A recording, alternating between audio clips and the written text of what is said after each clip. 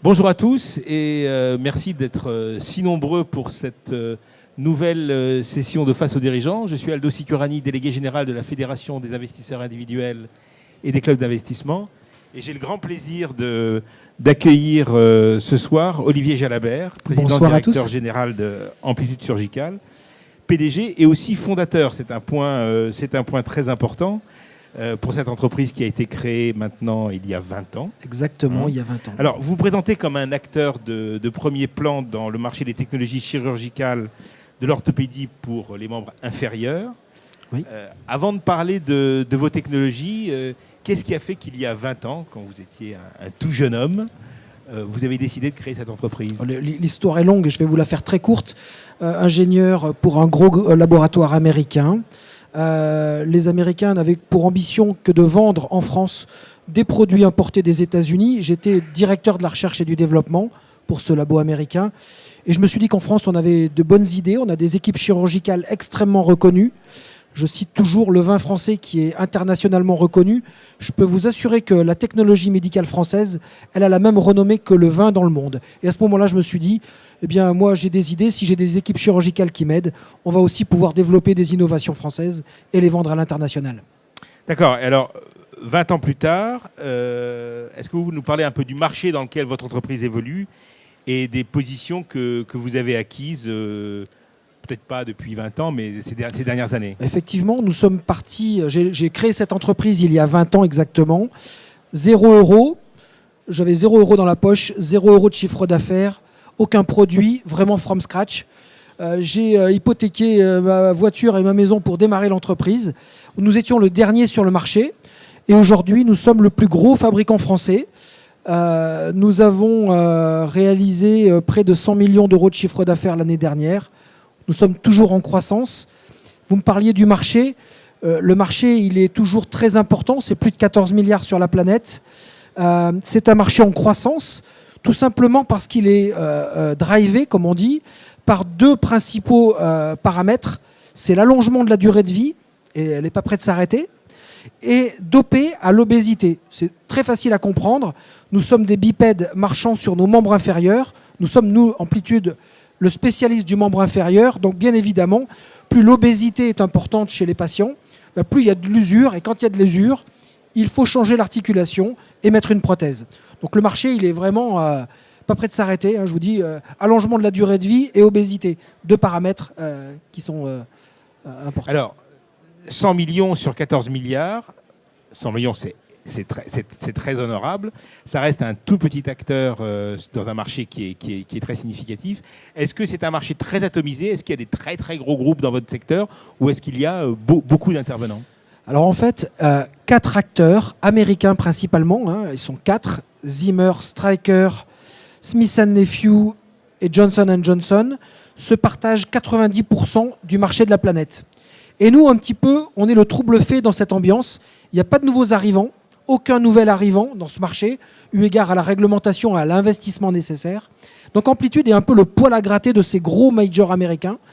Nous, on a une très forte croissance, 16% en moyenne, toujours très forte, alors que eux, ces Américains, stagnent. Alors, ils sont quand même drivés par la croissance du marché qui, lui, grossit de 2-3% par an. Mais Amplitude, en France, aujourd'hui, est devenu plus gros que tous ces acteurs américains, à part Zimmer, qui a fait l'année dernière l'acquisition de Biomet, qui était le numéro 5. Aujourd'hui, 4 acteurs seulement. Et puis, Amplitude évolue très bien dans cet environnement. D'accord. Alors, j'imagine que c'est un secteur qui demande beaucoup de recherche, beaucoup d'innovation. Et qu'est-ce que ça veut dire chez vous, l'innovation? Et en quoi vos produits se différencient justement de ces gros acteurs dont vous parliez? Voilà, on essaye de se différencier, mais nous, on met le patient au centre de notre réflexion. Nous avons 55 ingénieurs à Valence, dans la Drôme. 100% de notre chiffre d'affaires est fait par des produits qui ont été développés par l'entreprise. Donc on a vraiment cette culture, cet ADN du développement. Je vous expliquais tout à l'heure mon parcours. Je viens de la recherche et développement. Donc inutile de vous dire que chez Amplitude, on va chercher des parts de marché grâce à l'innovation. Donc, il faut innover et on met, comme je le disais, le patient au centre de notre préoccupation. Que veut le patient? Il ne veut pas avoir mal, il veut être opéré rapidement pour éviter l'infection, il veut une rapidité de rééducation importante. Donc nous travaillons sur ces paramètres. Et c'est pour cela que nous avons développé des systèmes de guidage infrarouge pour permettre aux chirurgiens d'opérer plus vite et mieux, avec une précision supérieure. Nous imprimons des guides de coupe en 3D, là aussi pour gagner du temps. Et voilà ce qui nous fait réussir face aux Américains. On amène beaucoup plus d'innovation, puisque le prix est fixé par les mutuelles privées ou par les gouvernements. Donc pour le même prix, on offre beaucoup plus d'innovation. Voilà notre critère de réussite. Alors, j'imagine que vous avez pris des positions importantes en France, mais est-ce que votre rayon d'action s'est limité à la France? Quelle est votre stratégie de développement international? Alors, parti de zéro il y a 20 ans, on a commencé par Rhône-Alpes, puis la France, puis l'Europe proche. Et aujourd'hui, nous avons des opérations dans 40 pays. Et parmi ces 40 pays, nous avons 12 filiales. Dans l'ordre d'importance, après la France, c'est l'Australie, c'est les États-Unis. Démarré il y a 2 ans aux États-Unis, on fait déjà 5 millions aux États-Unis, avec une croissance à plus de 100%. C'est le Brésil, c'est la Suisse, la Belgique, l'Allemagne, voilà, 12 filiales. D'accord. Et vous vous êtes introduit en bourse il y a 2 ans. Pourquoi et qu'est-ce que ça vous a apporté? Alors, il y a 2 ans, on avait déjà cette ambition d'aller aux États-Unis. On sait tous qu'aller aux États-Unis, ça coûte cher. Il ne s'agissait pas d'y aller et ensuite de se demander si on avait les moyens de réussir. On s'est d'abord donné les moyens de réussir en levant, je vous le rappelle, 106 millions à l'époque, il y a 2 ans et demi, dont 50 en augmentation de capital.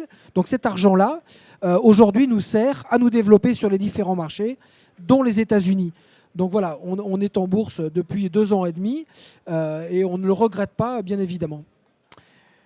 Il reste que vous avez un actionnaire de taille significative dans votre capital, Apax Partners, je crois un peu plus de 42% du capital. C'est pas gênant d'avoir un actionnaire de si gros poids autour de la table? Alors, puisqu'on est entre nous, pour être très franc, moi, Apax, ce n'est pas un nouvel arrivant, puisque Apax est rentré en 2011 au capital. On a vécu avec eux 4 ans avant de s'introduire en bourse. C'est des gens qu'on connaît bien, ils nous connaissent bien et on s'apprécie bien. Quand ils ont vu le fort développement d'Amplitude, donc ils ont cédé pour 50 millions à l'introduction en bourse il y a 2 ans et demi, ce qui les a ramenés de 80% à 42%. Mais aujourd'hui, je suis très fier d'avoir ce fonds qui croit en Amplitude et qui nous aide dans le développement d'Amplitude au niveau international, quand il s'agit de développer une filiale aux États-Unis, quand il s'agit d'avoir une réflexion stratégique, on aime bien les avoir avec nous. Alors, ce serait gênant s'ils avaient pour intention de sortir à court terme, ce qui n'est pas du tout leur ambition. Ils sont bien conscients de la valeur d'Amplitude et ils veulent nous accompagner encore de nombreuses années, en tout cas jusqu'à ce qu'on ait pu prouver notre réussite aux États-Unis. D'accord. Alors, pour rester toujours dans le domaine de la bourse, alors moi, en examinant vos chiffres, en regardant les principaux moteurs de votre activité, vous avez beaucoup de croissance, les bénéfices sont là. Enfin, je veux dire, vous êtes une belle société et pourtant le marché n'a pas l'air de le reconnaître vraiment. Alors, je vous accorde qu'aujourd'hui, vous avez un beau 3% de hausse.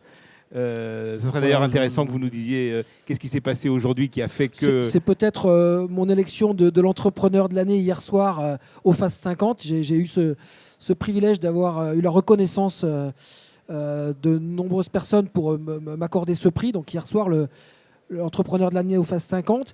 Mais au-delà de ça, je pense que Amplitude est surtout aujourd'hui étant détenu par de gros investisseurs. Il y a très peu de mouvements. Si vous le regardez, une grosse journée comme aujourd'hui, c'est à peu près 20 000 titres à 4 €. C'est-à-dire pas grand-chose eu égard à la capitalisation d'Amplitude.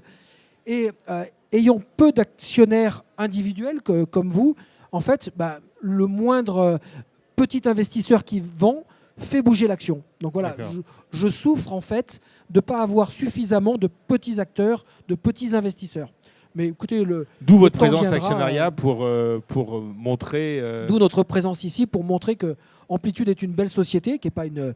Même si on a l'esprit start-up, on est une entreprise qui a 20 ans, qui fera plus de 100 millions de chiffre d'affaires, enfin qui fait déjà plus de 100 millions de chiffre d'affaires, qui a une croissance moyenne de 16% par an. Quand vous regardez la courbe d'Amplitude, depuis 20 ans, jamais de mauvaises années.